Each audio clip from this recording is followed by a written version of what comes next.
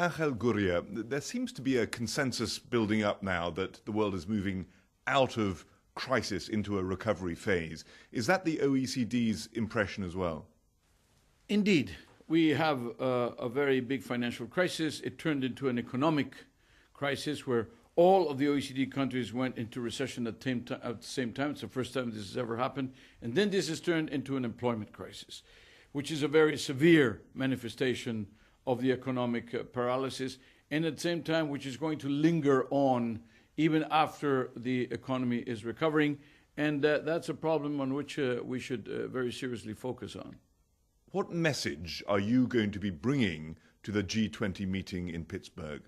We have been working with the G20 already since it started. I'm personally one of the founding fathers of the G20 at finance ministers level, so I have a very great faith in the role of the G20.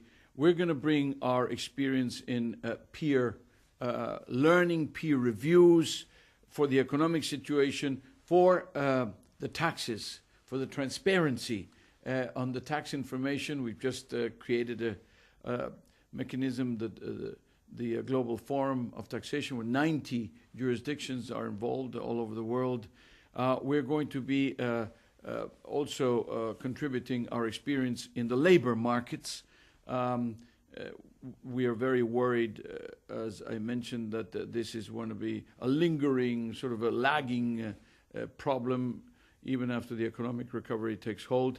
We're also going to be looking at structural issues, research and development, education, but we're also going to be very seriously looking at those things that went wrong. Regulatory went massively wrong, supervisory went massively wrong, corporate governance, things like risk management, so that it doesn't happen again. What is it that you think needs to come out of this meeting at Pittsburgh?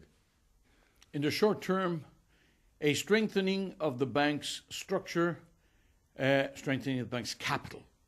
The story of the banks is capital, capital, capital. That's the big solution.